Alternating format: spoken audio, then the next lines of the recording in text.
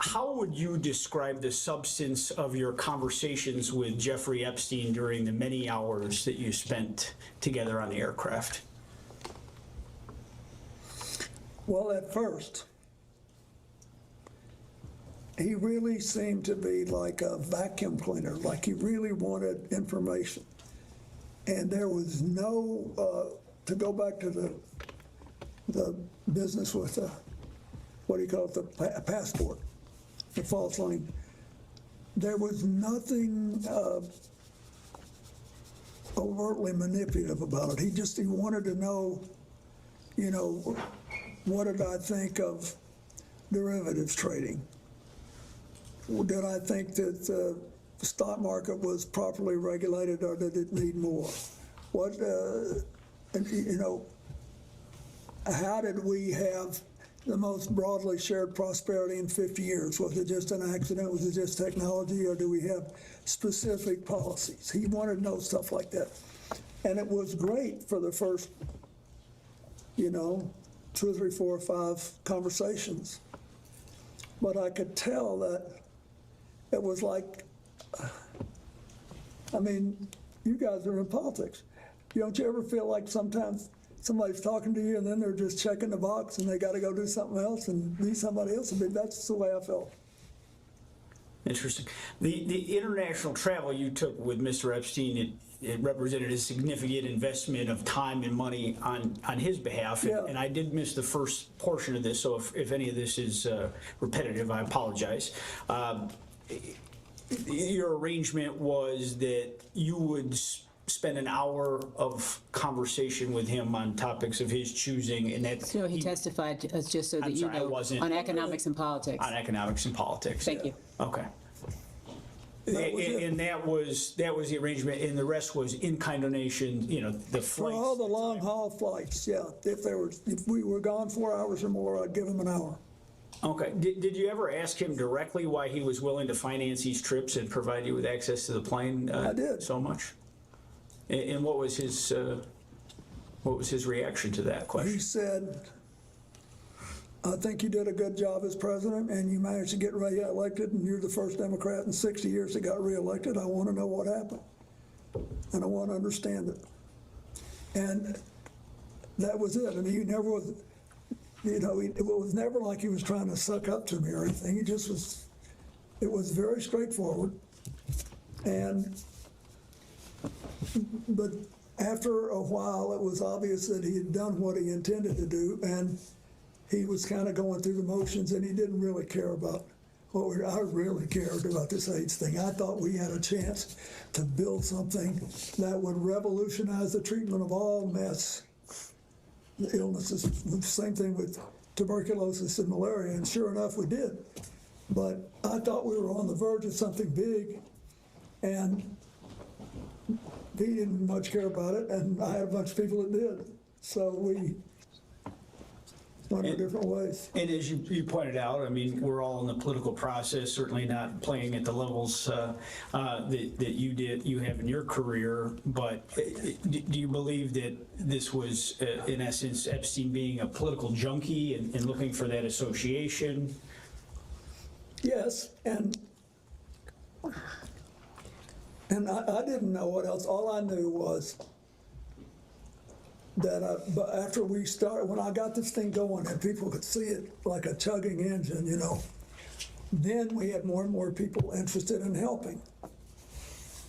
And I wanted to have people there that I knew were genuinely caring.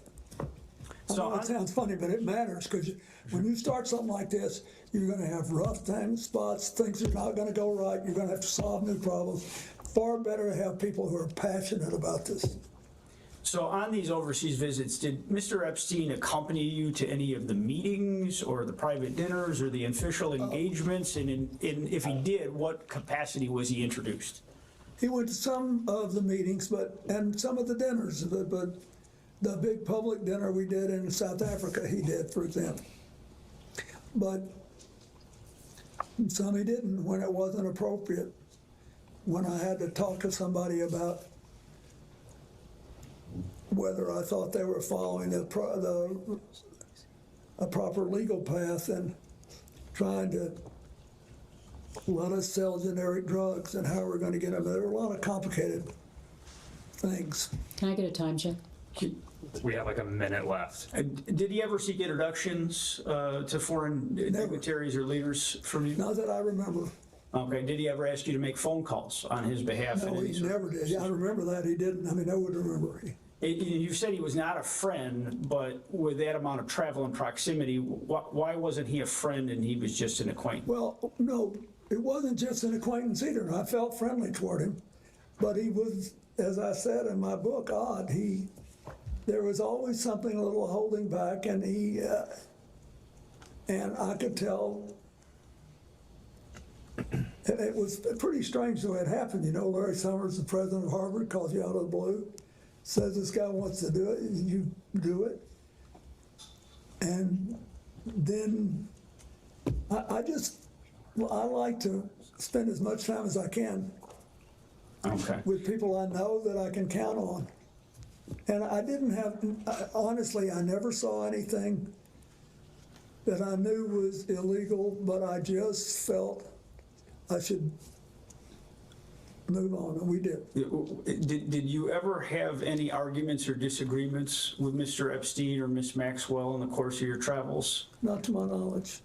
And is there anything that you saw that he was looking to monetize the relationship that he had No. with you? Okay, and Can I check the time? I believe Wait. 5 seconds. And my lawyers are going to kill me on this, but I have to say, I want to be honest. I'm not trying to be, goody two-shoes here. I did feel closer to Ghislaine Maxwell because of Ted Wade. So I wasn't against the whole deal until I knew what they were doing. okay. And by then, it was too late for me to do anything about it. I think your response is to was he trying to ever monetize the relation, to your knowledge, was To clear. the best of my knowledge, he never did. Thank you for the opportunity, Mr. President. Thank you. We will go off the record.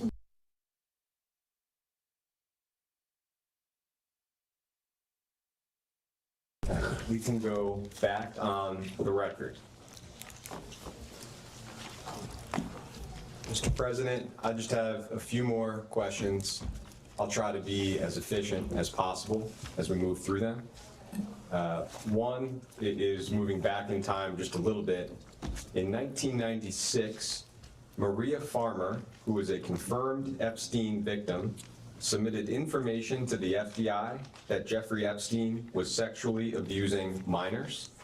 During your presidency, were you ever made aware of the information that Maria Farmer provided to the FBI in 1996? No, and no. Thank you.